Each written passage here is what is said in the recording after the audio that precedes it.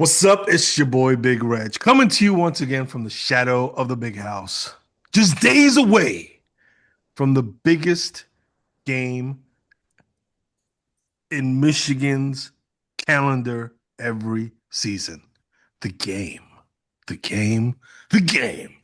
Nothing else matters at this point. Well, actually, there is Thanksgiving with your family and friends, so that matters. But to that, nothing else matters. This coming Saturday at noon Eastern Standard Time, Michigan will once again play their eternal enemies, the OSU Buckeyes.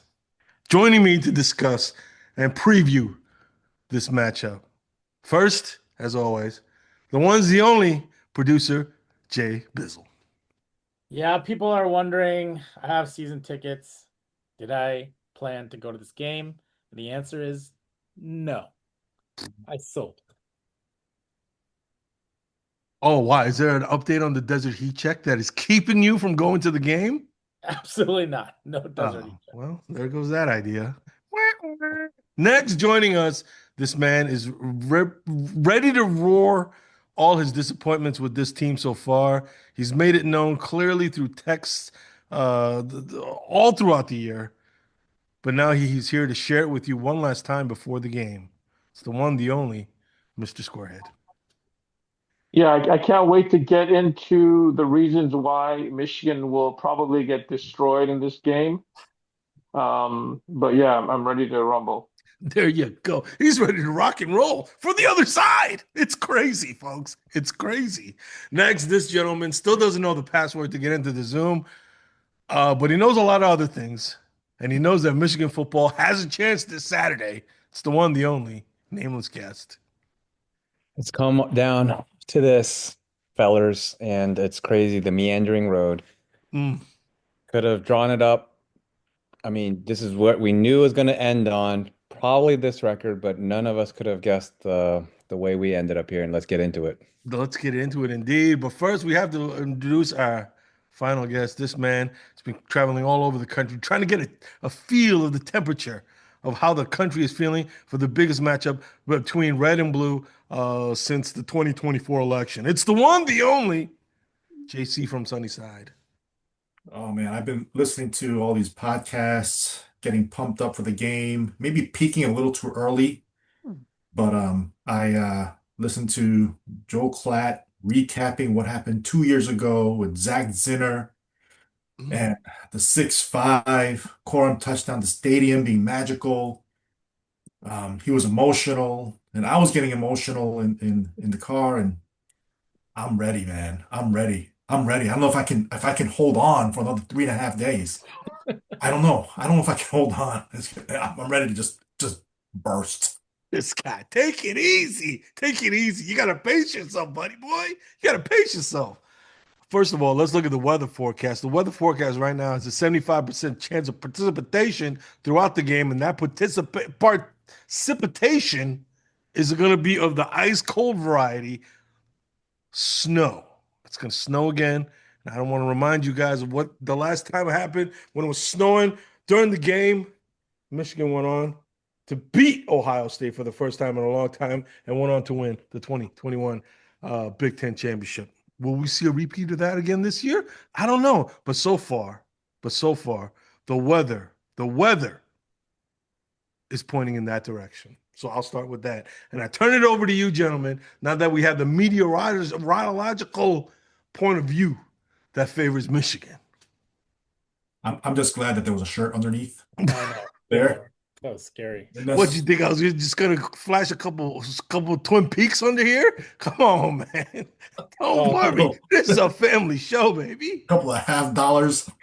oh God. Oh God. Oh, Someone, Some someone, flapjacks. uh, Is that what you're trying to say right now? someone on this Oh, podcast gosh. said that they were gonna get a tattoo once we won the national championship, and I still have yet to see it. So yes, I was expecting something underneath the shirt, a Holy tattoo. smokes. But anyways, Any regardless, news? getting back to the point, snow's falling. I Mm. mean, I can't tell you enough. I was there. I was there when snow was starting to fall down on the stadium. And getting back to my point of why I chose not to fly out to Michigan to go to this game is because there's parts of me that remain idealistic. Of course. I would love to see another one. 5-0. Statistically, I think it's not likely. Holy Eventually, smokes. it switches over. But This I'm game gonna is not be about statistics. Come on. I'm gonna be completely objective here, which I'm usually not. I'm usually very much thinking about it in a very idealistic sense and positive. But uh kind of capping off this Michigan versus Maryland game that we saw on television, there are still aspects of this team that one are in trouble because of some injuries, but two, I'm scared of our coaching. Oh my Actually, word. more than anything. All right. This guy, I'm holy scared of smokes, the he's coaching. ruining the vibe already. Holy smokes. No wonder there's not a desert heat check. This guy's a vibe killer. Holy smokes. Somebody bring up the vibe again. Holy cow. Wow. The weather is a non-factor to Oh, me. I mean, both schools play in cold weather. The weather is a non-factor. The factor for me is I was at that Michigan game and I saw Bryce Underwood live, and I couldn't believe it. He's even worse than I thought he was. And the reason why we won that game is because the Maryland quarterback is even worse than Bryce Underwood. And I got to tell you, man, towards the end of the game, I went down and I told Zavada, you better stop missing these field goals.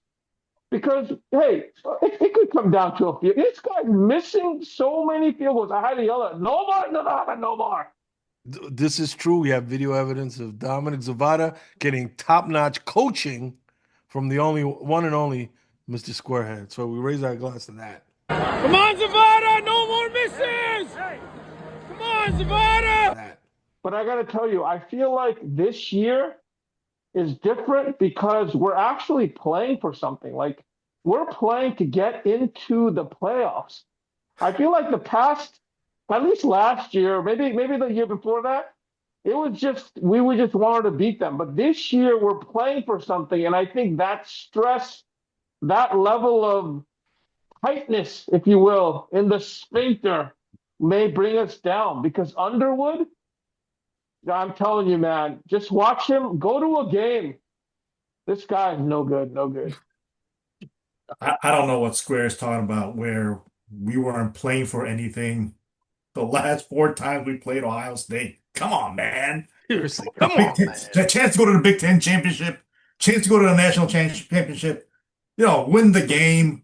But he does bring up a couple of good points where the sphincter tightening for inexperienced freshmen, right? True freshmen. Like, how are they going to react to this game when they have a coach that calls or doesn't call timeouts, doesn't call reviews? Like, do they have faith in this coaching staff? Because I don't. I don't. And our secondary our secondary is very suspect. The game against Maryland would have been a lot closer if Malik could have hit at least 5 or 6 open receivers that were wide open. And it was just, he was just lacking the skill and the playmaking ability to make those throws. But I do think that the Michigan offense has picked up several notches the last 2 weeks. Even Northwestern, I know that it was a close game, 5 turnovers, but if you look at the numbers, we had almost close to 500 yards of offense against Northwestern. Against Maryland, we were like 230 yards passing. We were pretty balanced with rushing. The offensive line played well. Bryce Underwood finally thrown to his tight ends, right in the middle. I think the game plan is like what has been the last 4 years. Keep it close. Get to the quarterback, get some pressure, and fourth quarter, close game, rivalry game at home. Let's go, Zach. Let's go, Zach. Let's go, Zach. Let's go, Zach. Let's go, Zach. The heck is that? I don't Come know on, what man. that Emotional was. moment. It's the emotional moment. Wow, this guy's turning into a script writer. Holy smokes. What are you coming off of Friday Night Lights or something? Very, Smokes. very romantic version of the game. Ay, ay, ay. We turn it over to our resident, I don't know, skeptic, the one, the only nameless guest. Come on, Oh, nameless. Give us the Yeah. good stuff. First comment for me is that I'm glad our Michigan Wolverines, young as they are not like us. This, oh, I'm not feeling confident, or like, oh, maybe, we could pull it out. No, no.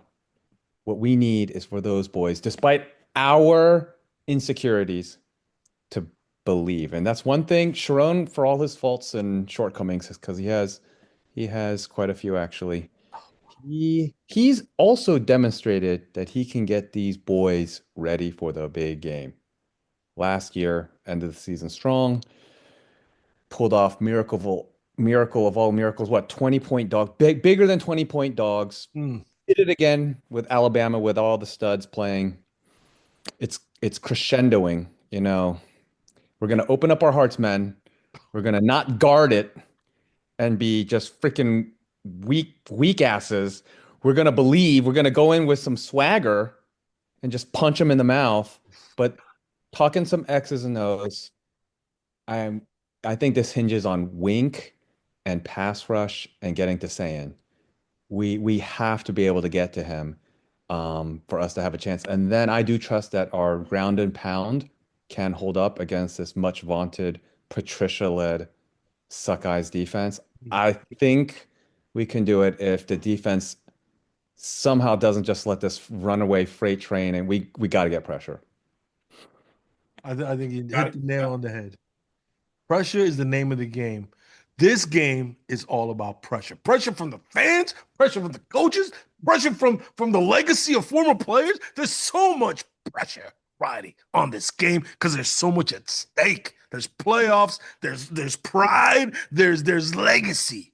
Legacy as a Michigan football player. And it's who will handle this pressure the best that will determine the winner of this game. The past 4 years has been the University of Michigan. When the pressure was at its peak, our players came out and performed. We had Mikey Sanders fighting Cade Stover. Remember in the end zone, knocked away that pass? Key play. Mikey Sanders stood up to the pressure. Rod Moore, when he came up with that last the game-ending interception, stood up to the pressure. Khalil Mullings, when he was trapped behind the line of scrimmage, last game and we were down in the fourth quarter, and he still wrinkled and wrinkled away. And he got the Ar- first down. He stood Arguably, up to the pressure. OSU is under more pressure. They are under more pressure. Well, actually, they are. You know why? Because you can't win it or you can't lose it 2 years in a row and say it doesn't matter. You know what I mean? Last year they said, "Oh, we won the national championship. We don't care," even though that was probably the worst national championships in a long time. Two losses. You didn't even win your conference championship. And come on, what are we doing here? And then in the first round of the playoffs, you play a Tennessee team that was basically going on strike because they didn't like the NIL deals. You know, give me a break. That Tennessee wasn't even playing that game. And then against Texas, Texas a bunch of morons led by Quinn Ewers, who was the biggest bust in history. Come on, what are we doing here? What are we doing here? And then against Notre Dame, half the team was injured. I mean, come on, you. Everybody's always the toughest. No, it wasn't. It was the weakest playoff run in history. Anyway, I'm done with that part. Put that to the side. That's a Put whole that to the rant on side. it. Ranting. I know I Um, am ranting, but I'm super excited. I'm super pumped because if there's one thing that we've learned over these past 4 seasons, so when it's pressure time, when it's time to perform, the University of Michigan has stepped up, and I expect them to do it again this Saturday, starting at noon Eastern Standard Time. I I I'm hoping for a miracle. Oh my Miracles happened in the prior. God. A miracle to Uh, beat these guys? I do think looking at it again objectively, there are some things that need to be done in order to shake up this possible outcome.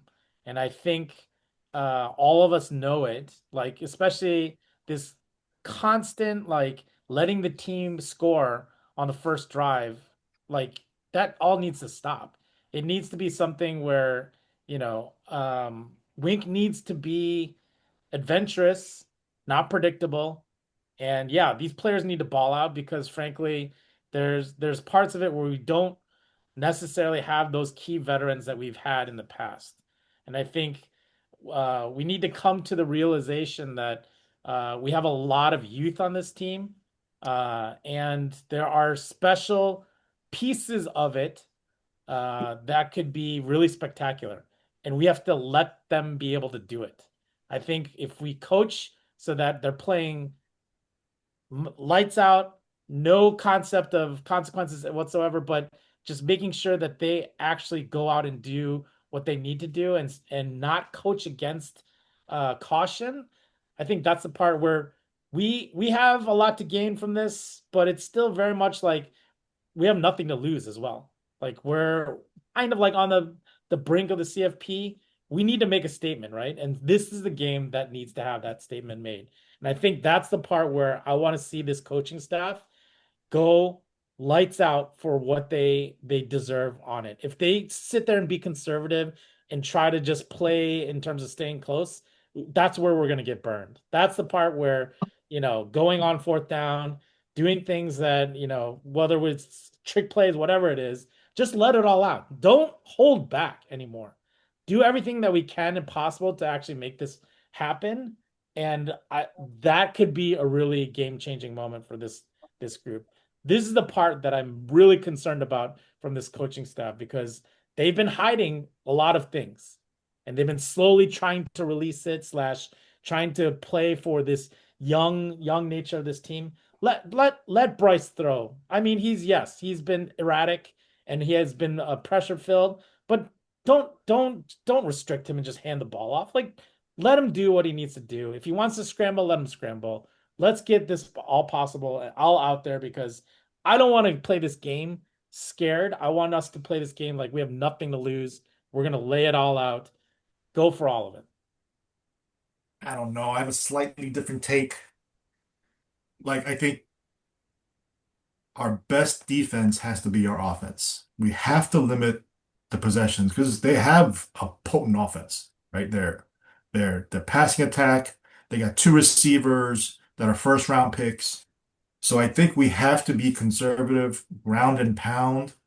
I think our Marshall, he's going to be key to this game. He needs to feel better. He needs to be close to 100%. I don't care. Get the masseuses, the best masseuses from Thailand. I don't know, wherever. Bring him in. Work that shoulder. Oh, yeah. Get him better. Because that's going to be the key. We can't get behind the sticks on first down. The reason why we were, I think I heard a stat, 9 for 12 on third downs against what? 10 of 12. Oh, 10 of 12. Sorry. 10 of 12 on third downs against Maryland. We weren't behind the sticks. We got like chunk yards, 5, 6 yards on first down. Give us second and short, third and short. That's where we got to live. That's where we got to live. Limit those positions. Keep the clock churning. Get a field goal or a touchdown. Pressure when they have the ball. Moore's got to step up. We need more of Moore. Because their run defense, I mean, their running game is, I think, suspect. Everything that I've read, the running game isn't elite.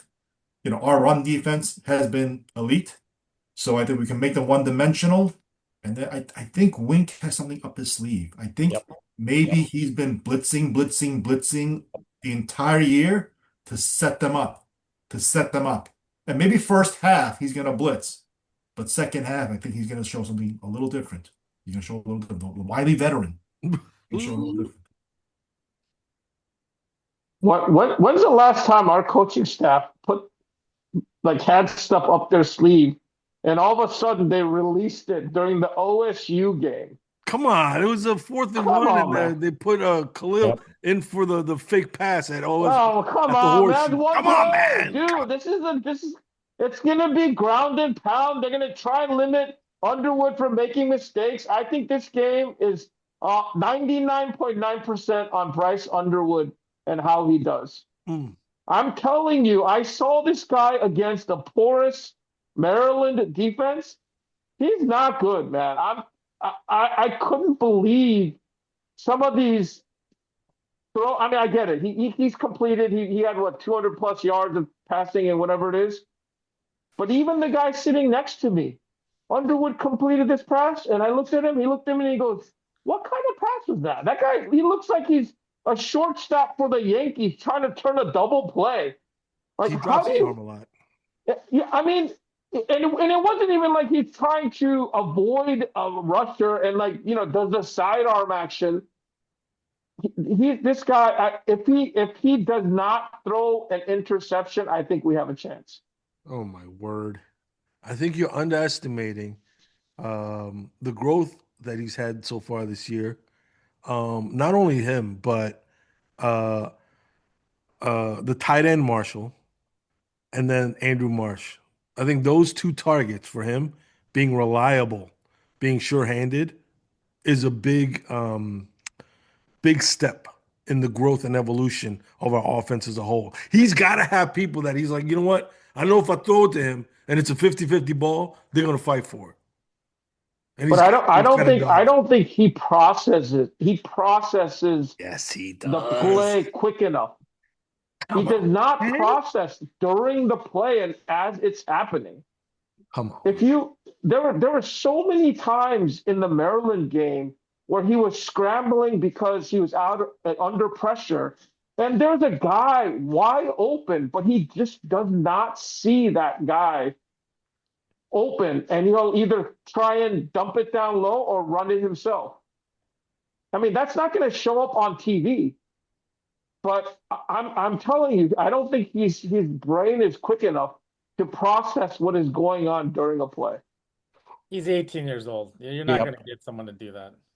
I'm not going to disagree, actually, totally. Freshman year, Bryce, and what we've seen of him, he is prone to these kinds of mental errors and mistakes. And, I fully expect some hardships and adversity to come in this version of the game. But I do think we will see flashes of good Bryce too. And we got a couple playmakers that can keep things moving. And ironically enough, I actually do believe, and JC might have mentioned it also, but like th Michigan has a long standing tradition of kind of keeping things close to the vest, saving things, holding stuff. I really do think there's special packages, things, plays that they've been working on every single week, earmarked for OSU. And we'll see. Maybe they don't even get a chance to pull them out or execute. Things can just go to hell. Well, but Wow. Wow. I mean, you never know how the games are gonna go. But this is this is like sort of the secret hope that Wolverine fans harbor.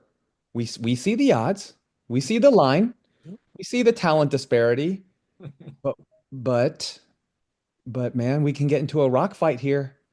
And it does in a crazy way, it does come down to coaching, I do believe. And most of the year, we've railed on them for good reason. But if these guys actually put them in the right spots with a good schemes, good plays, good everything, good, oh man, I'm afraid to hope, but I do. But I do. And Wink's got to be Raid. totally on his game and got to call a master class game again. And these corners are going to be ready, watching film, pick the right spots to jump the route. Just like, wait, wasn't it last year? Who was Yeah, that? the Just guy at from the Albany. The guy from Albany. Yeah, yeah. Oh, that was game changer. Game changer. Mhm. Plays like that. Cole Sullivan, all he does is make plays. He shook off some of that rust last week. One of the lowest ranked defenders on PFF. He's gonna be ready this game. Rust is shook off. playmaker is going to make plays. Yeah, please, Come please, on. please, please, and keep Mangum on the sideline. Oh, Oh word. God. Oh God. Speaking of who's might be on the sideline, we already mentioned it. Jordan Marshall, we still don't know his status, but hopefully he's good to go. Unfortunately, though, it's looking worse for Max Bredesen. Has they released the official word on what his injury is yet? Still But haven't. he's still on a boot and a scooter. Oh boy, oh boy. So But Bryce, they interviewed Bryce, and Bryce was like, he's gonna be good, which is different than what Bryce didn't Sharon know. said. Bryce didn't know. who knows? Well, you know what? Fingers crossed. Fingers crossed. Hopefully he'll be good for the game. But it looks like a long shot at this point. And then on the defensive side of the ball, I don't know what's going on with Houseman. Does anybody know? So Has Houseman's his back. He's back. He was doing something with Uganda. He was in this religious kind of like thing for last weekend. He needed some personal time, and there were rumors that he was done, that he was gonna, you know, do something over there. But he put on social media that he's back with his brothers for the team, and he will be there this Saturday, Oh, which is he's huge. not back. He's not back. He never left. Oh God. He ain't back. That's no his words, not mine. His words. All right, all right. We'll take it. We'll take it there then. We'll take it there. Fine. If that's the case, then that's a more than welcome addition or a part of the good news. No pun intended for this week. What?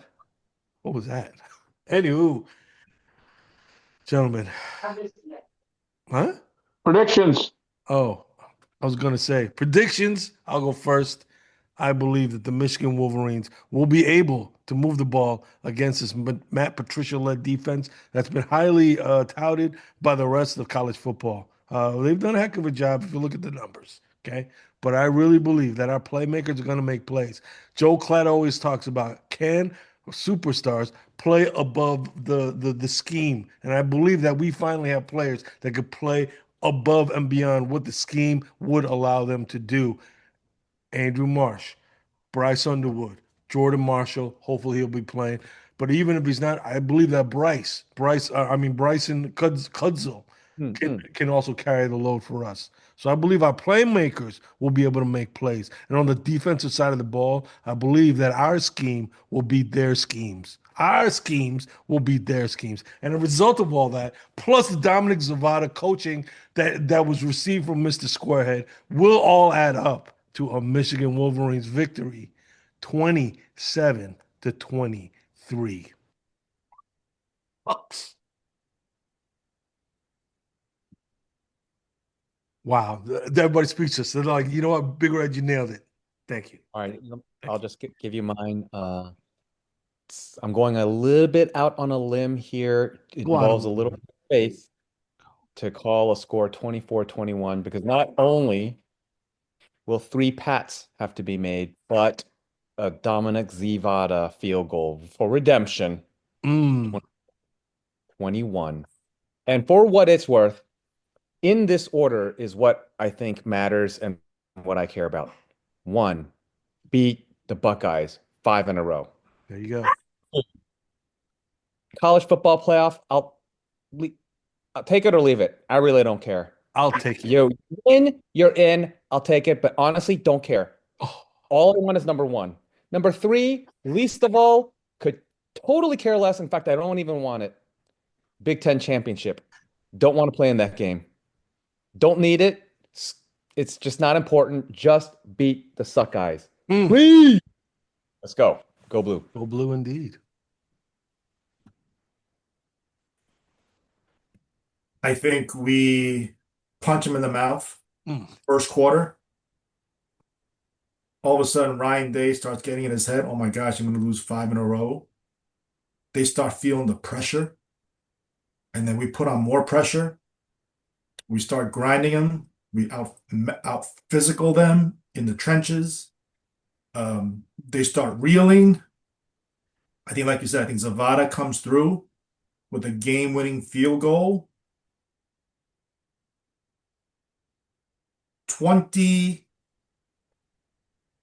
30-28.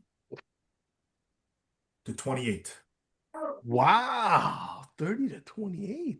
I have to do the math just to make sure that it's a game-winning field goal.